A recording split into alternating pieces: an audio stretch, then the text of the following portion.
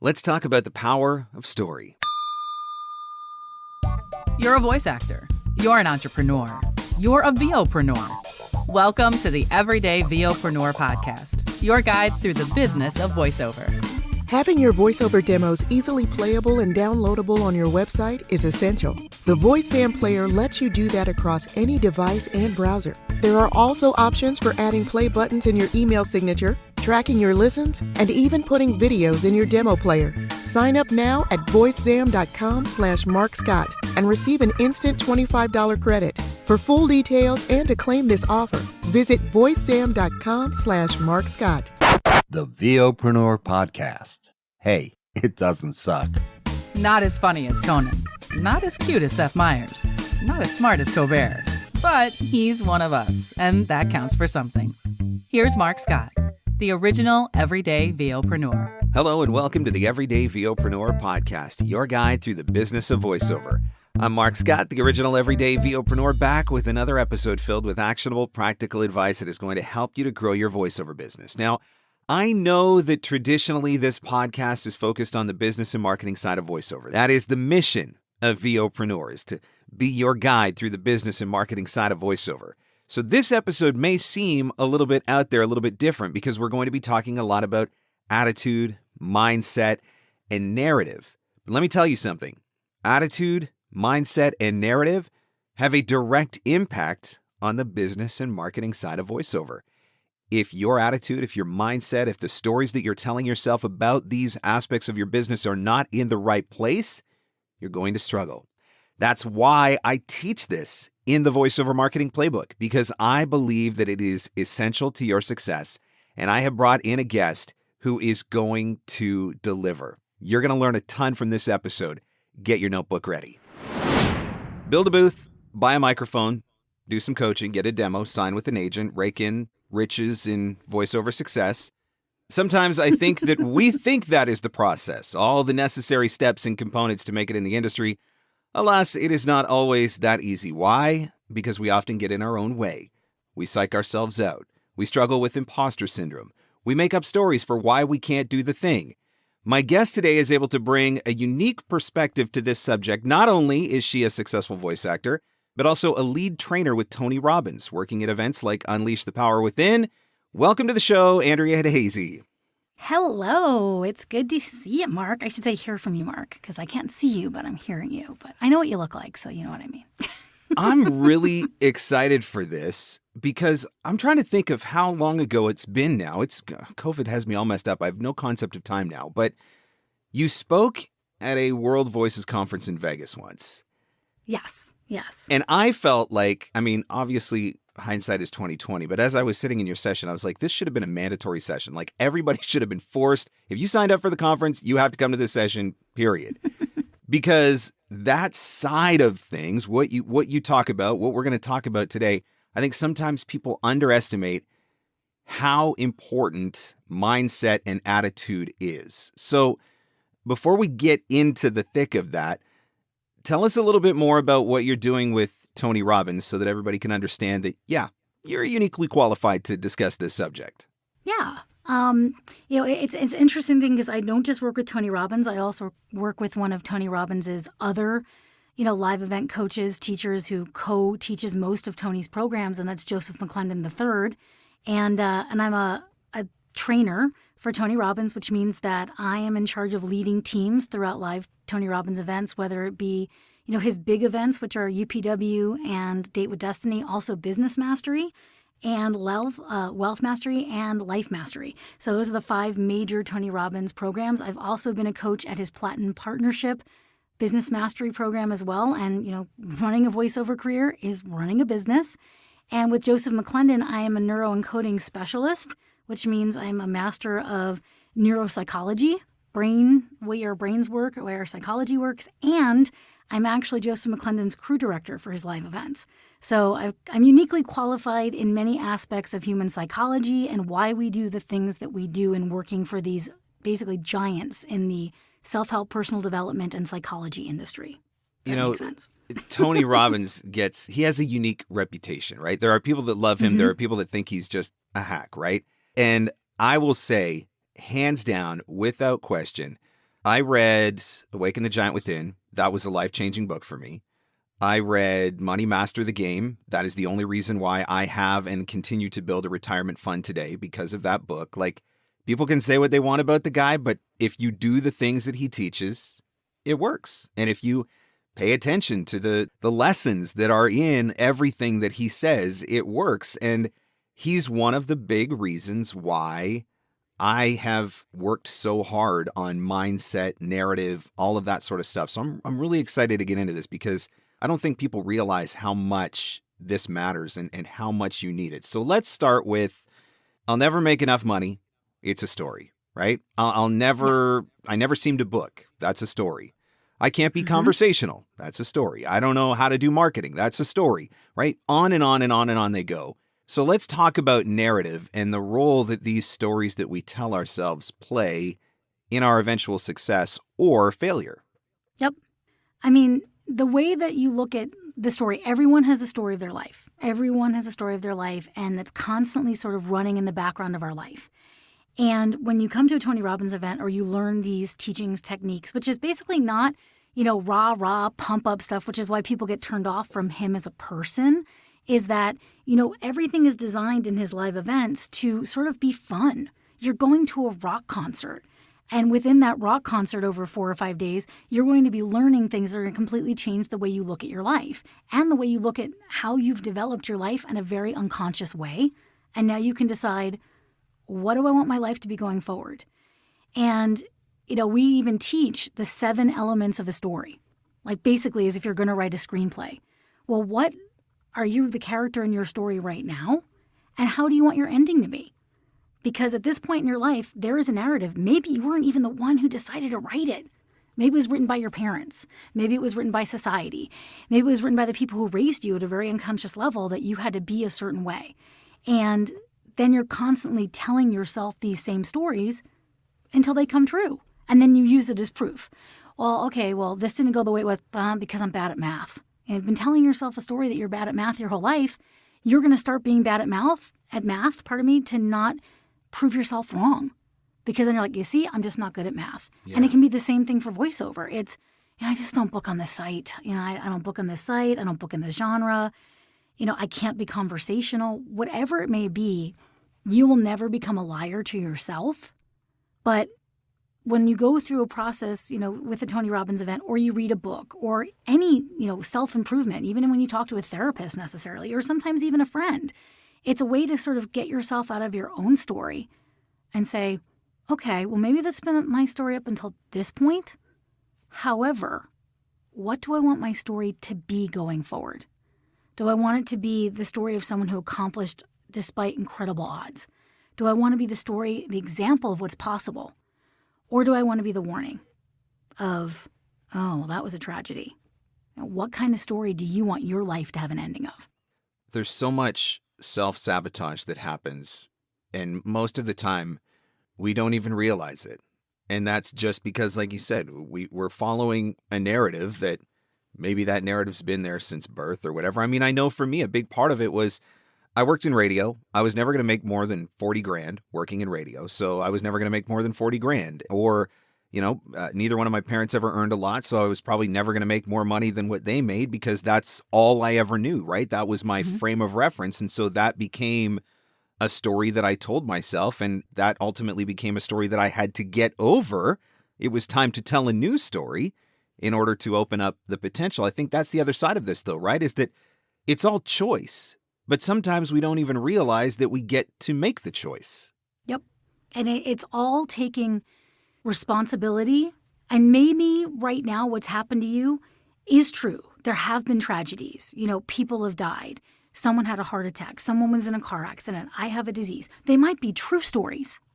But you can still write the ending of that true story. Yes, this happened to me. Or yes, this is how my life has been. But now I get to choose what the ending's going to be. And also, just because something happened in your past, or whatever your past circumstances are, it doesn't mean you can't change the ending or what that ending means. Because one of the things that we do all the time in the world is we will take people who've had tremendous trauma. I mean, huge, huge trauma. And I don't want to get into horrific circumstances, but there are horrific circumstances in life that happen. Absolutely. And you can tie yourself to that horrific circumstance, whatever it was. You were abused as a child. You were abused as an adult. You were attacked as an adult. And we can change what that story in that moment meant for you in a heartbeat. You just have to be open to the change.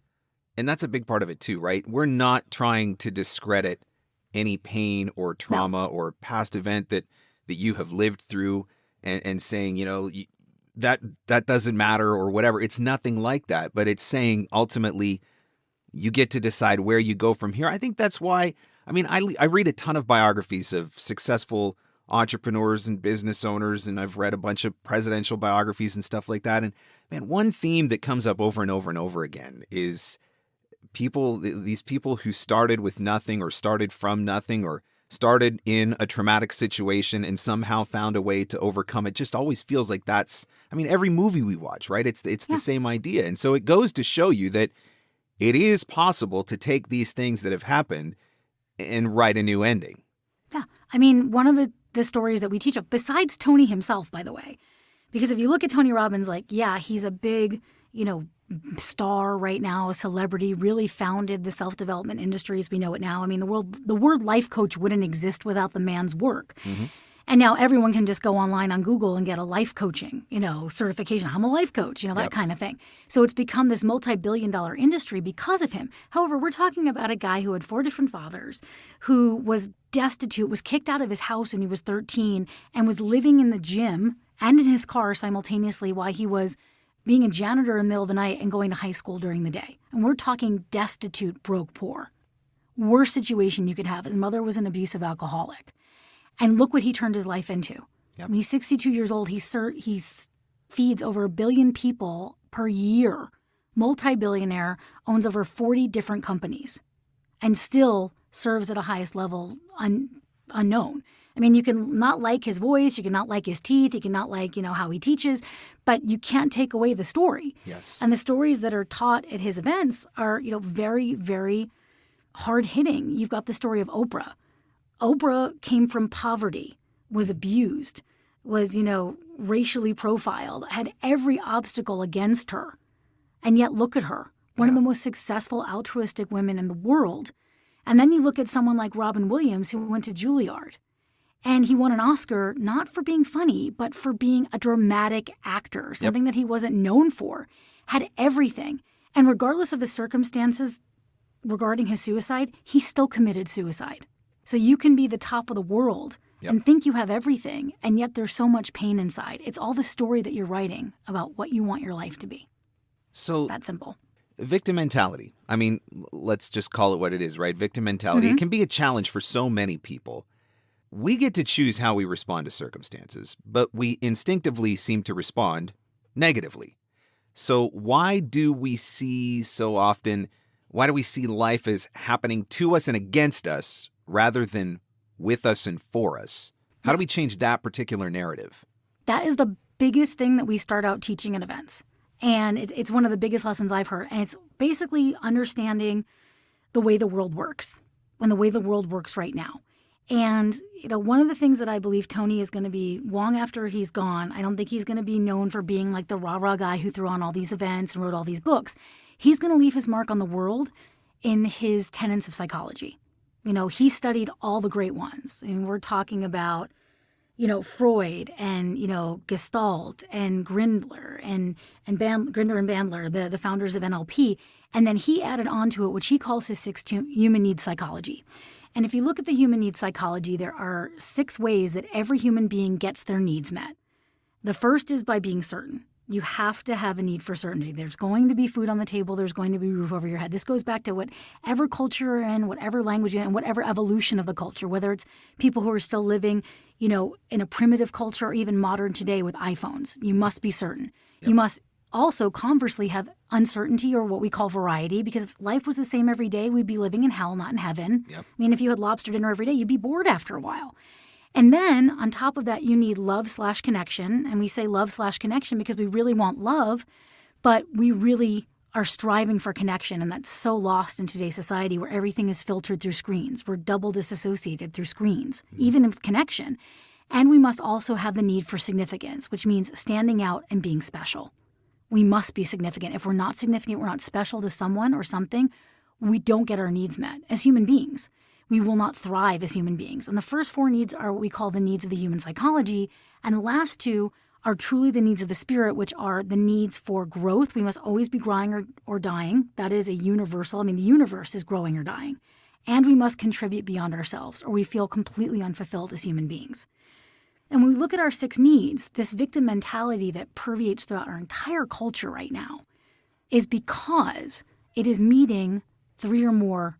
The way that you're being a victim meets 3 or more of those needs at a very high level. Because if you have anything, any way that meets 3 or more of your needs at a very high level, you become addicted to it. Yeah. It might not be the way you want to meet your needs, but it's how you meet your needs. So for instance, let's say we know someone who's very dramatic, and maybe they're a little bit of a hypochondriac. They're always sick. They always have something going on. And what needs are they meeting? Well, if they're always sick, they're connecting with people. Mm-hmm. Feel sorry for me. I have a disease. I'll use something that's very sort of pervasive in the culture right now, and I'm not saying it's not true.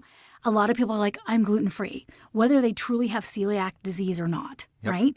It's like, I can't eat that. Oh my gosh, I'm going to get so sick. I can't do that. Yep. So they're connecting with people because they're getting that connection. Like, oh, let me tell you about my story, about how I can't eat this. And it's so hard to order at restaurants and I can't go out with my friends. At the same time, they're meeting their need for significance. Well, I have the biggest problem in the room. Let me tell you about it. So you're creating connection. You're creating significance. Problems are always significant. And then you're certain you're going to get a response.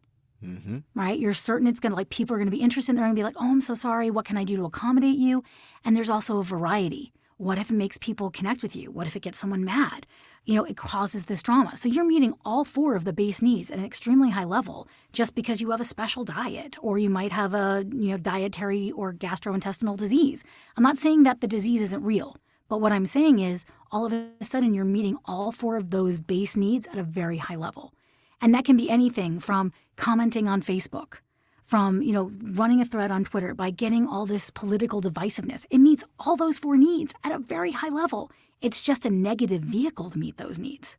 That's the part that scares me. I call it outrage culture, right? It's like every day I go on social media, it takes me 20 minutes to decide whether or not to post something because I'm trying to figure out whether or not it's going to get me canceled because I'm going to upset somebody. And the thing is, it's so funny because even and I think that voiceover is one of the most supportive, inclusive industries, especially within the acting profession, that can exist. Like, it is such a supportive community. There is still this sort of victim mentality and this outrage culture within the voiceover community, But it's people just at the very base level, people are just getting their needs met. Yep. And when we've been isolated during a pandemic, it gets even worse because this is the only way I can connect is through a screen sometimes. That's valid. It's been a long 2 years, that's for sure. So it's like, maybe the next time anyone just decides to post, and this is just a general note, is, think of it, are you coming from a place of growth? Are you trying to develop someone? Are you trying to lift someone up who's having a bad day? Can you make it connection and contribution and perhaps growth instead of significance? And that's another thing, is that our culture is so significance-based right now. We are awarded, we are given, fulfillment by being significant. Let me go post everything that's happening in my life on Instagram. Yeah.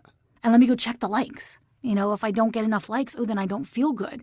Everything in our culture is now being, sort of built up by a significance-based culture. Which totally messes with our psychology. And it's interesting when you put it that way, it makes you, doesn't make you, it should make you look at things from a slightly different perspective, right? Like, it's really easy to just see somebody who's going for the drama on social media and be like, oh, for crap's sake, here they go, going for their drama again, right? Versus seeing, okay, what's the root there? What's the story there that's causing them to need to go for that drama? And it gives you a little bit more compassion and empathy maybe in how you view someone, which ultimately changes how you respond to someone, I suppose. Yeah. And it's hard. I mean, we all have to be vigilant. And another thing is just in general, once you realize that you are responsible for everything in your life, that you truly are responsible for everything in your life, even the people who react to you in life. When you take responsibility, then you can choose. That's when you change the narrative of your story. And that's when you can choose how you meet your needs, truly. is because do you want to be the story of what's possible, or do you want to be the warning? You can have a bigger business. You can have a more successful business. You can have more clients, more opportunities. You can earn more money. All of these things are possible when you learn how to market, when you stop being afraid of marketing. When you change that story that you've been telling yourself for so long, I don't know how to do this, I'm no good at this, I don't want to do sales, I'm afraid of self-promotion. When you change those narratives and you learn how to be a confident and effective marketer, it can literally change the entire trajectory of your business. That's what I want to help you do with Voiceover Marketing Playbook. This step-by-step, easy-to-follow course is going to teach you how to find your own leads, build your own client base, and become the consistently working voice actor that you want to be. It's actionable, practical advice. Here's who to find. Here's how to contact them. Here's what to say. Here's how to follow up. Here's how to use email, how to use social media. Everything is designed to be very actionable and practical to help boost your confidence so that you'll be more excited to get out there and market. The story doesn't have to be, I don't know how to market or I don't want to sell. The story should be, I have a valuable service to offer and I can't wait to tell people about it because I know that what I do is going to help them be more successful with what they do. That's what you bring to the table as a voice actor. When you change the story to that, it changes your desire to market. Learn how to market with that story, and you are unstoppable. Playbook will be available April 12th to the 21st, 2022, and all the details will be available at voiceovermarketingplaybook.com. That's voiceovermarketingplaybook.com. Now, back to our show. So, why do we get in our own way? And how do we get out? Is it really just a matter of we have to have a moment where we recognize the stories that we're telling ourselves so that we have the opportunity to change those stories? How does it work? I'm basically giving you the UPW in like an hour. So like I kind of did the 2 times I was at WOVO, and it's really funny that you brought that up because I did that session 2 years in a row. In the first session, there was 20 people. And the second session, there were 6, and then I stopped doing it because they kept scheduling me against like the keynotes. And I'm like, I don't even want to go to my session. I want to go to the session I'm missing by teaching my session. And I really do, like you, I believe this stuff is essential, especially if you're going to be successful, and especially in voiceover. Because when you're a voiceover actor, you're an actor. And that means that you have to be connected to your body. You have to be out of your head and in your heart, in your body. And, you know, there's this old saying, we use it in the Tony Robbins world, we use it in the Joseph McClendon world. And, you know, I use it with elementary school kids when I substitute teach choir. When you're in your head, you're dead. When you're in your heart, you're smart. And actors use their bodies. It's not voice reading, it's voice acting. And the number one thing of how to get into your body is remember, it's your body.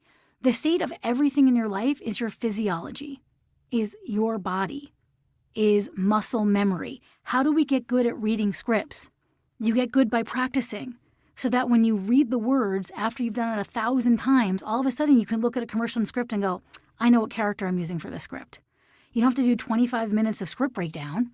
You've done it 1,000 times, so your body knows where to get that character out of your system. You know, for those who are voiceover actors who do video games and things like that, there's ways you can physically change the focal point of where you focus your voice. Is it in the back of your throat? Is it in the front of your throat and your teeth? Is it low in your voice? Is it high in your voice? You can do all these different things. All you're doing is changing the placement of where you're focusing your voice inside your mouth. Physiology. Okay. So in the Tony Robbins world, another teaching that we go through is what's called the Triad. And imagine a triangle, if you will. And the base of this triangle or pyramid is your physiology. It's your physical body. It is your instrument in voice acting. And guess what? I say to everyone who learns this in the Tony Robbins world, actors, voice actors, we got a one-up on everybody. We are masters of physiology, and we call it state. Master your state. I'll just say close your eyes, everyone who's listening to this, and think of what a depressed person looks like. Are they breathing shallow or are they breathing heavy? Is their head pointed up or down? Are their shoulders straightened back or are they slumped forward? You know exactly what the physical state of a depressed person's body looks like. Mm-hmm. Now look at someone who's joyful. How are they breathing? Is it deep or is it shallow? Are their shoulders squared and straight, or are they slumped over? Is their chin down or is their chin up? Maybe they even have a smile on their face. And if you just change your physical body for just a moment, if you're smiling, even if it's a fake smile, all of a sudden you can't go into those dark places because your body's neurological neurosystem, your nerve wirings all the way down your spinal cord, cannot respond to feeling in a bad place if you're smiling. It's impossible. It's impossible to be smiling and angry at the same time. Because even if you're faking it, if you're like stress smiling, you're like, I'm smiling, in a few minutes your body will react to your smile and will overpower those negative feelings. So state is everything. And how do you condition your state? You condition it just the way an athlete conditions stuff when they go to the gym. You do it over and over again until it becomes second nature and it becomes muscle memory. I think that's an important part of this too. And I mean, this is a conversation that I have with voice actors all the time when I'm coaching them. If you're ticked off because things haven't been going the way you want in your business, and maybe you haven't got as many jobs as you want, or you haven't had as many auditions as you want, and now you're walking into the booth every day coming from that place of frustration and anger, or maybe it's doubt and fear, that is going to come through in your auditions, right? Mm-hmm. You've got to figure out how to get control of your thoughts and, like you said, your physiology. Like, even if you got to fake it to start, it's interesting that, even if I guess that's where fake it till you make it comes from, right? Even if you fake it till you start, it ultimately does have that trickle-down effect that changes how you go into the booth. And you will hear the difference between the before and after audition, right? Yeah. And the greatest voiceover coaches work with any of them. If you're working with like Maurice Tobias, or if you're working with Dave Fennoy, if you're working with, any of the greats, Mark Cashman, and, Melissa Moats, who's my coach, my personal friend and coach who got me back into the industry off these years and allowed me to work with all these people, Mary Lynn Wisner, I mean, all of them. The first thing they're going to do is they're going to have you read a script. That's nothing to do with what you're doing, and it's to get you out of your head and back into your body. Mm-hmm. And what they're doing is they're having you not focus on what you're focusing on, because the second part of that triangle besides your physical body, you have to condition that state, of course. It's like ask anybody who ever got into shape before, train for a 5K, train for a marathon. That first mile is going to be torture. 3 months from now, you're going to run through a mile like it's nothing because you've conditioned your body. Mm-hmm. It's the same thing with voice acting. It's the same thing with anything you want to do in life. You condition that state, and then the next component of that triangle is the focus. What are you focusing on as well in your mind? Are you focusing on, oh my God, I haven't booked this week? Yep. If you're focusing on, oh my God, I haven't booked this week, you're not going to book the job. Yep, it's true. Like, what are you focusing on? It's very simple. Like, we do an exercise where it's, okay, imagine you're at a restaurant, and this is before, and it could be when you have a cell phone or when you don't have a cell phone. Your friend's 5 minutes late. How do you feel? They haven't called, they haven't texted. How do you feel? What are you focusing on? Is that why you feel the way you feel? Because you're focusing on that. Yep. What could you focus on? Okay, 20 minutes goes by, 30 minutes goes by, an hour goes by. Right? And then a lot of people, when they go through this exercise, all of a sudden they're not mad anymore. They're terrified because I think my friend would definitely call me if they were going to be an hour late. Oh my God, what happened to them? And it's because their focus changed. Yep. And what also changed was that third part of the triad, the third leg of our triangle, is the meaning you give to it. Okay. And you're in control of that meaning. Yeah. You can change the meaning. But it's really hard to put bad focus on things and give, crappy negative meanings to things if you're in a good state. It's true. I've talked about in Playbook, in my voiceover marketing playbook course, I talk about this, and I've talked about it in conferences and stuff too. I used to be the poster child for, victim mentality. I could find a problem in every solution, right? I anticipated the worst in every scenario. That's the way I was for a really long time, and a lot of that had to do with just training that I got when I was being brought up, and that's the way it was. I wasn't very much fun to be around. And now, everybody thinks, oh, Mark's so happy. He's so positive. He's such an uplifting guy and all that sort of stuff. Well, it wasn't always that way. I did 365 days of a gratitude journal. I wrote a blog, and for 365 days, I was not allowed to go to bed. This was a deal I made with myself. I was not allowed to go to bed until I found one good thing that happened in my day. No matter how bad my day may have been, no matter what circumstances may have happened, I could not go to bed until I found one good thing that I could write about in this blog. And I did this public forward-facing blog to create accountability for me. And after that year, it shifted my mindset. It pulled me out of that victim mentality. It made me more, I guess it gave me gratitude, and it helped to build that memory, like working out, like you said, going to the gym.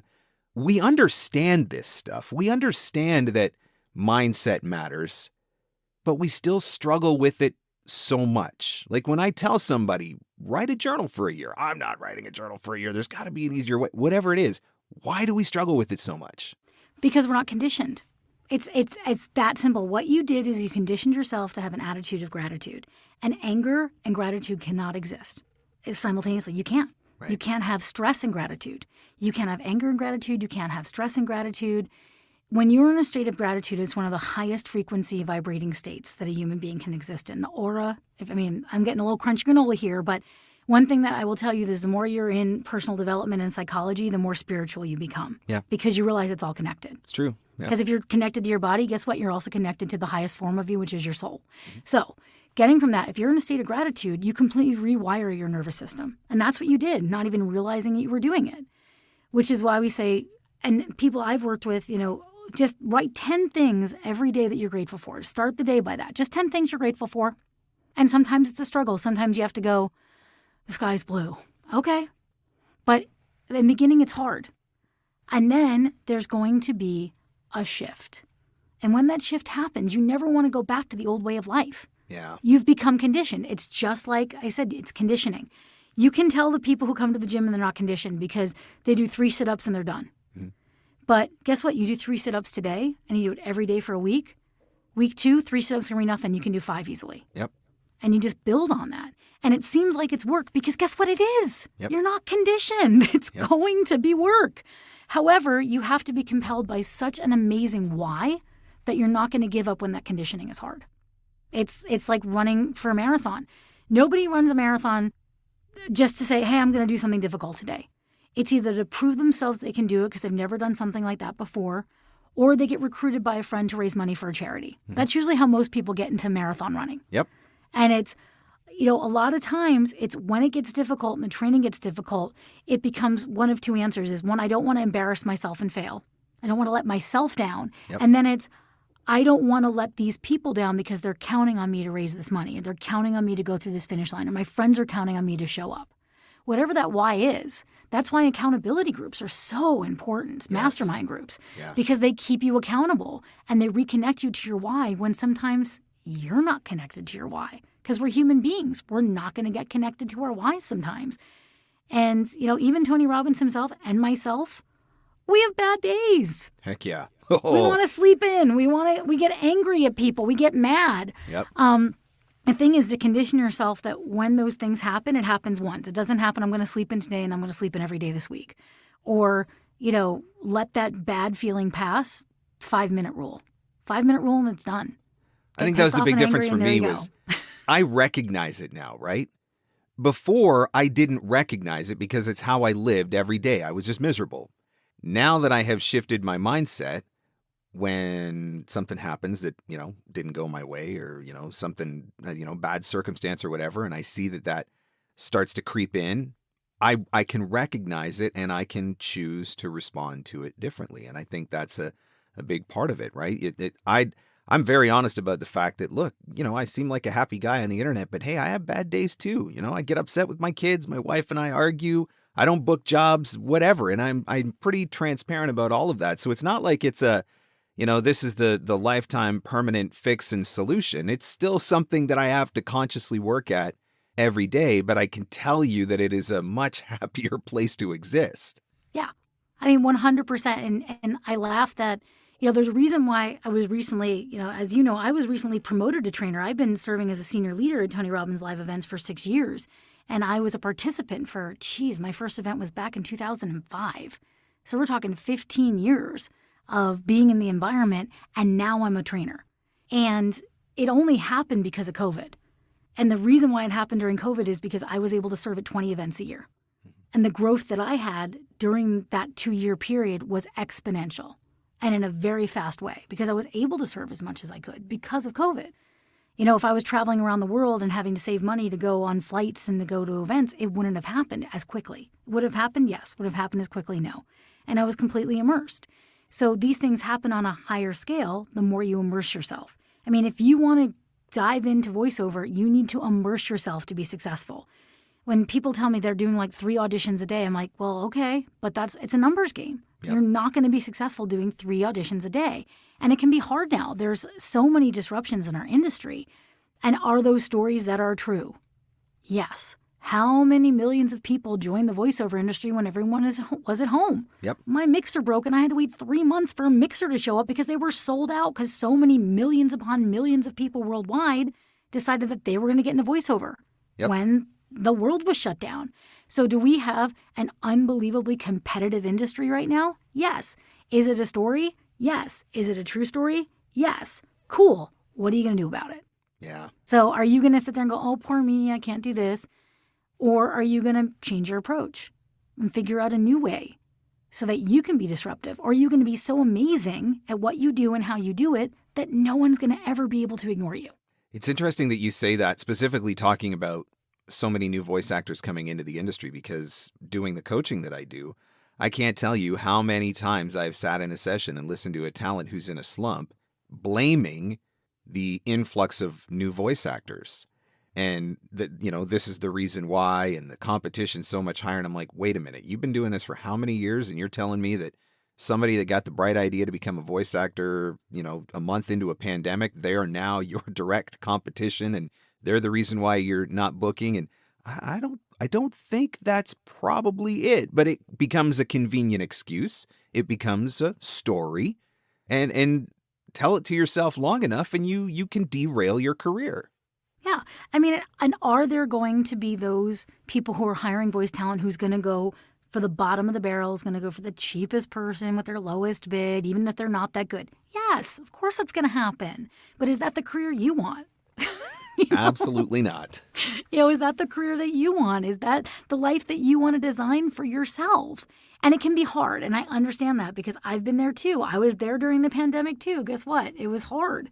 And it still is hard because guess what? We've chosen an industry where we have no guaranteed paycheck, people. Like you have to have a entrepreneurial business owner mindset, which is that you don't have that certainty need.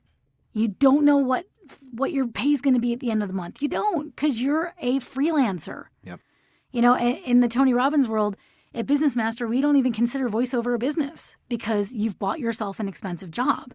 Unless you run a studio where you're coaching other people and you can sell it to someone else eventually and take yourself out of the industry, take yourself out of your own business and sell it to someone else for a price tag, you actually don't run a business. You've bought yourself an expensive job, which is great and it's wonderful. But you have to develop a warrior's mindset. Yeah. You must be a gladiator. And it means you're going to war every day for yourself and the life that you want. And you need to be willing to fight for it. It's a huge shift for people just because of the fact, and I've talked about this as well, all your life you're trained to be an employee. You're not trained to be an employer. And when you're running your own business, it's a totally different mindset. It's a totally different approach. And that's part of the reason why so many people struggle with it, is because they don't know how to function without a boss or a manager looking over their shoulder telling them this is what you got to do today, and these are your priorities, and these are your, these are the tasks that are on your list or whatever. And so it is a totally different mindset that comes into it when you get into this industry. Yeah.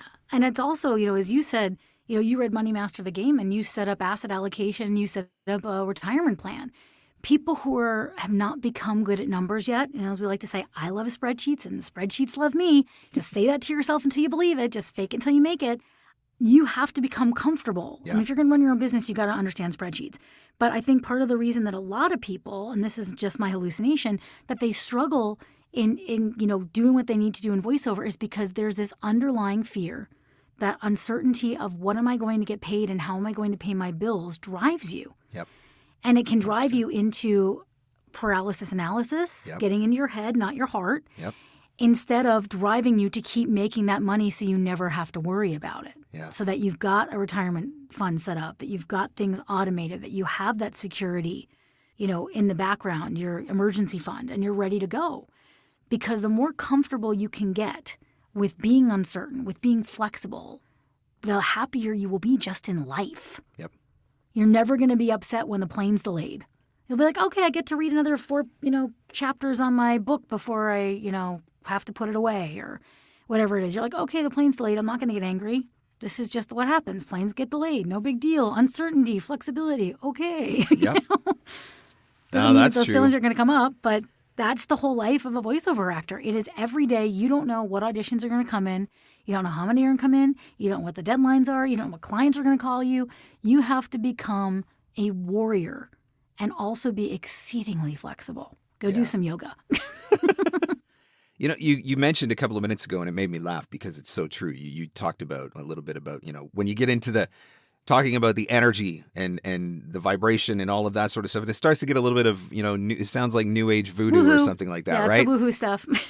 I was 100% that guy. I was like, this is total and complete and utter BS until I started to understand, and then I started to put into practice some of the things that I was learning, and then I started seeing the changes. And then I was like, okay, there's something to this. This makes sense to me.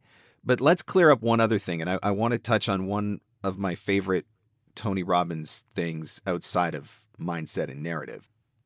It's not enough to just think positive thoughts. It's not enough to just get your head right, get your head in the game. Talk about one of my favorite concepts, which is the concept of massive action. Oh, yeah. 100%.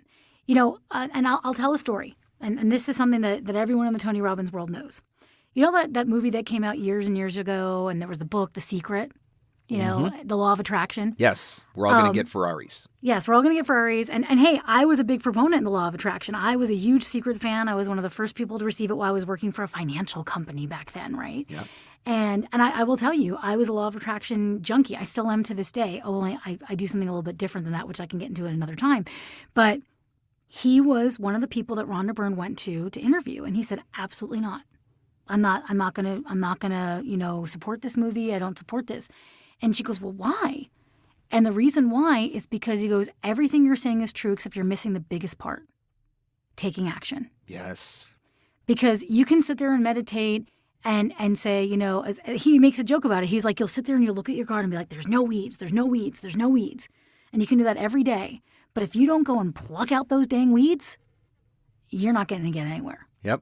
And because here's the thing, your why should be so compelling that you don't want to just look at your garden and say there's no weeds. You want to rip them out because you want to create the life that you want to create. Your why has to be so strong as to what you're doing. Otherwise, guess what? It's the wrong why.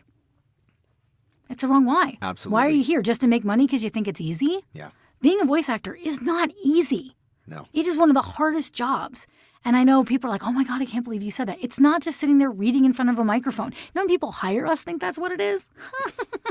We make it sound easy, but there's a reason why. It's everything that we did to get to that point that allows us to walk into the booth and be able to deliver, right? Yeah, and some people get lucky. That's true. Some people do get very lucky. However, once they get lucky, then they have to keep, develop a craft behind it. And it's one of those things, it is such a difficult job that we have.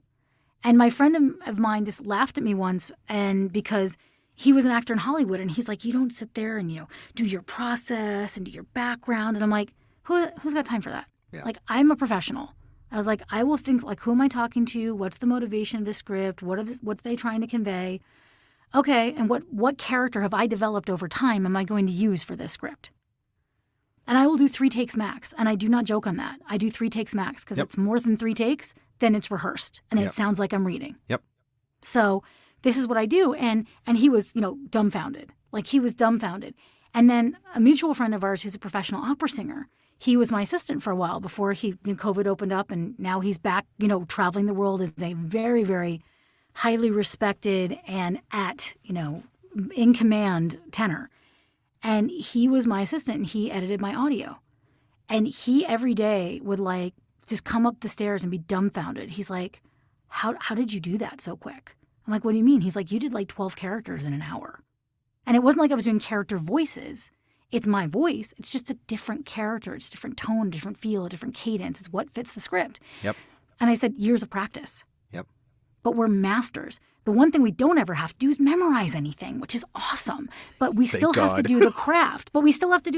Yes. And you have to take that massive action. Yeah. When I used to teach kids classes, one of the best things you can do, and even when you're a starting out voice actor, is go rip out, if you can even find a magazine, go rip out a magazine ad. Just rip out a visual magazine ad. And now there's a ton for Easter candy. And read it like it's a radio commercial. Mm-hmm. Just practice. Yep. Just have fun. And here's the thing, what we do is fun. So it shouldn't be a slog to go and do it. And if it's not fun for you, then don't do it. There's 1,000 other things you could do. I think that's one of the big things, too, is if it's not fun for you, what the heck are you doing then? Like, I don't want to be stuck in a career where I got to get up every day and go to work and hate my life. I did that for the last few years of my radio career. That's why I got out. Yeah. And the thing is, we have such a amount of resources and support in the voiceover world. Like, if you don't like accounting, hire an accountant.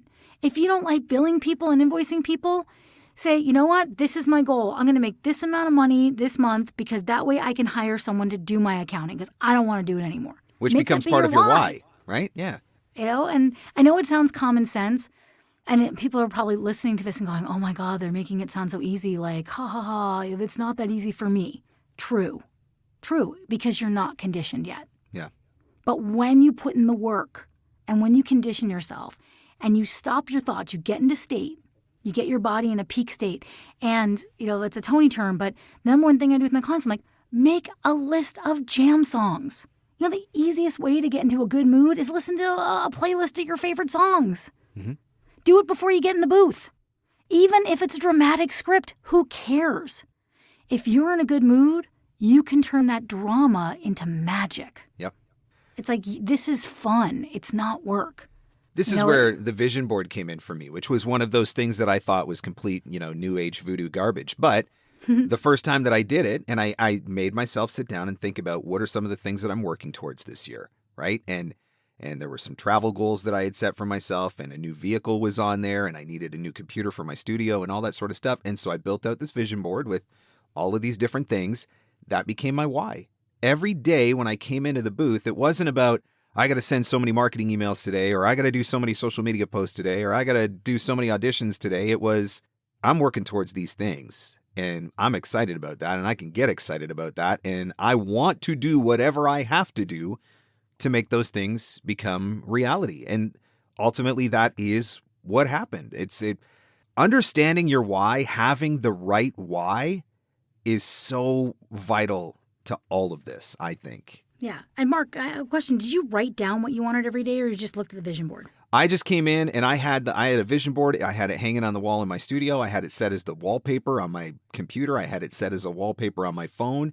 Like, it was just constantly, every day, it was constantly in my face. It was just that reminder of, these are the things that are important. These are the things that you're working towards. Yeah. Because another, sort of secret sauce on that is, while you're writing down your gratitude, another big component is what you write, you invite. Yes. So look at it visually, because we all have visual, auditory, or kinesthetic, modalities of our psychology. Meaning visual is what we look at, auditory is what we hear, and kinesthetic is what we feel. And by looking at your vision board or looking at the things on it, you can definitely, engage that VK. However, when you write it, it becomes completely tied into your body. Yeah. So if you want to put an accelerant, write the things that you want every day and write them in present tense. Because what you write, you invite, because it also connects to your physiology, which connects to your entire body, gets you in your heart where you're smart. And therefore, I hate using the word manifest because I believe it's way beyond just the law of attraction. One of the things that we teach, not in Tony Robbins, but with Joseph McClendon. And if you do go to UPW, Joseph McClendon is the coach who coaches day 2 and day 4 of UPW. Tony does day 1 and day 3. Joseph does day 2 and day 4.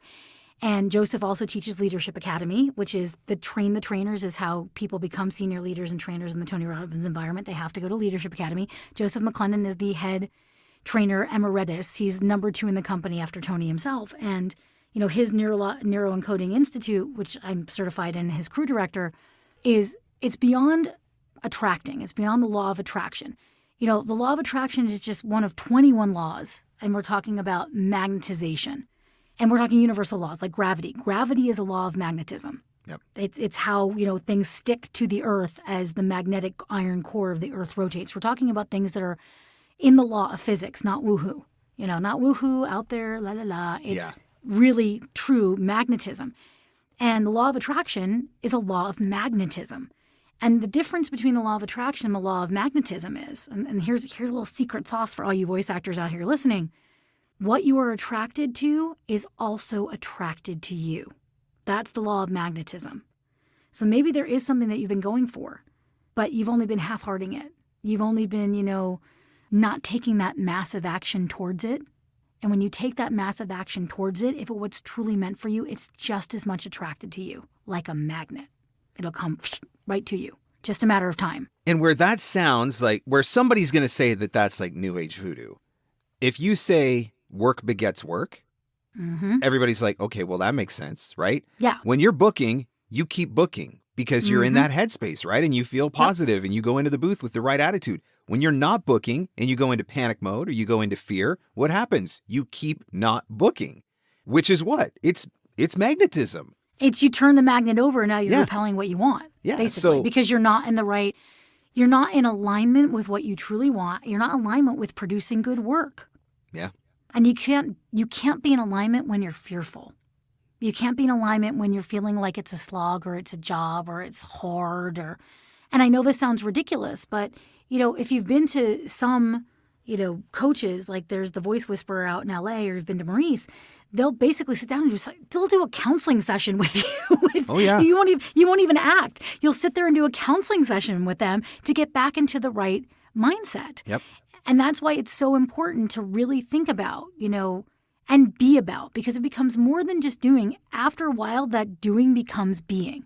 Like when you were going through your gratitude every day, a gratitude journal, you got from a place of, I'm doing this gratitude journal. I'm doing this gratitude journal. Every day I'm doing it.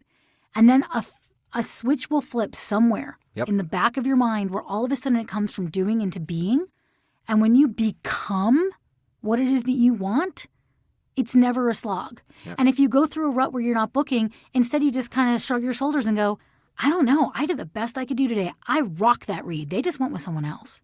That's all it is. It's not that I stink. It's they went with someone else. Who cares? I went from I have to I get to, right? I have to write this thing to I get to write this thing, right? And I think that's part of it too. It's I have to write these marketing emails versus I get to write these emails and connect with new leads or, it's mindset and narrative. Everything always ends up coming back there. And I think we just don't realize how essential it is until we have it pointed out for us. And so hopefully mindset, narrative, and action. And action. Yep. Yeah. And because those, and this is going to sound the religious people out there might have heard this 1,000 times. I know this was something that my mother used to say to me all the time. God helps those who help themselves. Because guess what? There's 1,000 people sit there and be like, well, if I really want it, if it's meant for me, I'll get it because, I prayed. Or I'll get it because, I thought about it all day and I wrote down what I wanted. But you have to take that extra step of action. Yes. I love it.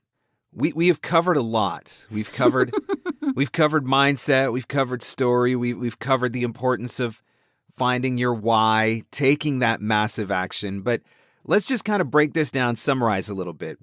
Give us a couple of simple steps that anybody can listen to or anybody listening can start doing right now to start to shift that mindset a little bit, to start to rewrite some of those stories, because it's going to feel like a lot for some people. But if we give them some very simple, actionable steps that can help start moving them in the right direction, I know for me, when I started to see the results, it speaks for itself and I want to keep doing it, right? So where do we begin? Well, the first thing is always be conscious of what your physical body state is in, which basically means your mood. Well, what's your mood? What's your physical action? And if it's not in a good place, go move your body. And I'm not saying to go run around the block or like go, do a 5K. I mean, if you're sitting on the couch all frustrated and slumpy, go stand up, jump on your toes for a few minutes, put a smile on your face. And the number one way to change your mood, change your state, make a playlist of your favorite songs and just listen to them. Yep. Just jam out. That's it. Just jam out. Get into a good mood. Play your favorite song. It takes, 3 minutes? And then you'll be done and you'll be in a good mood again. So true. and you're anchored to being in a good mood. And while number one is just be aware. So number one, take a few days and just be aware. Be aware of like, when am I feeling this way? And then say, what am I focusing on and what's the meaning I'm giving to it? That's it. And if you don't like what mood you're in, put on that playlist. Just dance, sing, sit in the chair and just bob your head. Whatever it may be to change your physical body. Yep. So that you can get out of your head, into your heart, into your body. That's the number one thing. And then number two is, I would say, at the very least, every day, write 10 things you're grateful for every day, even if it's hard when you start doing it. Mm-hmm. And then after you're done doing that and you're in an amazing state, feeling full of gratitude, what do I want and why? Every day. Yeah. That's it. Really simple things. Get in a good mood, put on a playlist, write 10 things you're grateful for, and then what do I want and why? And be careful of the language that you use in the midst of it, right? When we say things like, oh, I'm not booking anything, it seems like an innocent statement, right? That's part of the meaning. Say it enough times, and what happens? You don't book anything. Well, because your brain is going to want to answer that question. Yep. When you go, why am I not booking? Your brain's going to go, this is why you're not booking. Because you can't be a liar to yourself. That's how the psychology has been wired over 65,000 years of evolution, is to find ways to protect us. We were not designed, God in his or her infinite wisdom, designed us to be protected and loved, but not necessarily to succeed. Because for, how many thousands of years, up until the last 150 years, our entire mode on Earth was to survive and proliferate the species. That was it. Yep. Before the Industrial Revolution, it was survive long enough to have kids and keep your genes going. Yep. Really was. And now it's, we live in so much comfort and abundance. Now we can succeed. Yeah. So now it's, what do you want and why? Yeah. Present tense, positive, and see what comes out. This is so good, man. I get excited about this stuff because I know that it changed my life, right? I truly 100% know and believe and say that it changed my life. And it was freaking hard in the beginning. Like it did not come naturally to me to do some of these things, but when I did them and did them long enough and started to see the shift, my business has grown every single year since that happened. Like I'm talking like 10 consecutive years of awesome growth. And I anchor it all back to a lot of the stuff that we've just talked about. So if somebody wants to dive deeper into this, obviously Tony Robbins has tons of resources. Can somebody reach out to you? And do you do any kind of coaching in any of this for voice actors? I tried a few years ago to kind of get it going, but, one of the things that I was doing at that time was I was building my business. And I didn't want to split my focus between coaching actors and building my own business. Right. But now I'm at a point where I'm like, I could take on some coaching clients. And it wouldn't be performance. It would be basically psychology. Yep. Because there are millions of performance coaches out there. Yep. And they do a terrific job. I'll send you to them. If you want mindset coaching, if you want what should I do on a daily basis to make my life better as a voice actor, I can take care of that. People need to do it. How do we get in touch with you? If somebody is interested, if somebody wants to take it a step further, how do we get in touch with you? Just email me at andrea@andreahadhazy.com, which I'm sure you're going to put on your links to the podcast, which will be easy. So I will put that in the show notes. Andrea, this is awesome. I get so charged up. I could probably talk to you about this stuff for another 5 hours, but hey, we can do another one 6 months from now, whatever you want, Mark. Sounds whatever good. Your listeners want. Thank you so much for this. I am so grateful to you for taking the time to share this because we need it. I mean, I still need the reminders on a daily basis, even though I've been practicing a lot of this stuff for a decade, like I said. And so I'm grateful to you for taking the time to share. Thank you.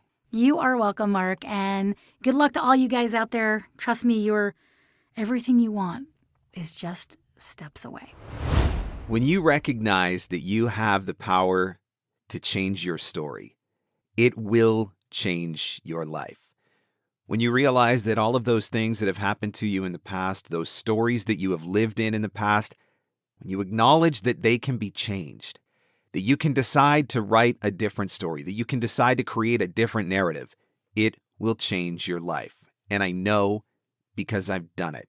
And I'm so grateful to Andrea for taking time to share some of these important lessons about the importance of getting your attitude right, about living in a place of gratitude, recognizing that those stories don't have to be permanent, that you can change the ending of the story, that you can find a different meaning. This stuff is so good. It is so important. And I hope that you've learned a lot from this episode, and I hope that you've been inspired and encouraged from this episode as well. If you're listening, please let us know. Tag me in your Instagram stories at Mark Scott. You can tag Andrea as well at Andrea Hadhazy, and I will put that in the show notes so that you can find it. We'd love to hear what your favorite part was. We'd love to hear the part that impacted you the most, or the part that is going to create change for you. Let us know about it. As always, thanks so much for listening, and I'll catch you on the next one. The Everyday VOpreneur Podcast. Available everywhere fine podcasts are given away for free. Mostly, we think. Having your voiceover demos easily playable and downloadable on your website is essential. The VoiceAm player lets you do that across any device and browser. There are also options for adding play buttons in your email signature, tracking your listens, and even putting videos in your demo player. Sign up now at voicesam.com/Mark Scott and receive an instant $25 credit. For full details and to claim this offer, visit voicesam.com/Mark Scott. And scene. And that's a wrap. Thanks for hanging in. Thanks for hanging out. Want more VOpreneur goodness? Jump online at VOpreneur.com.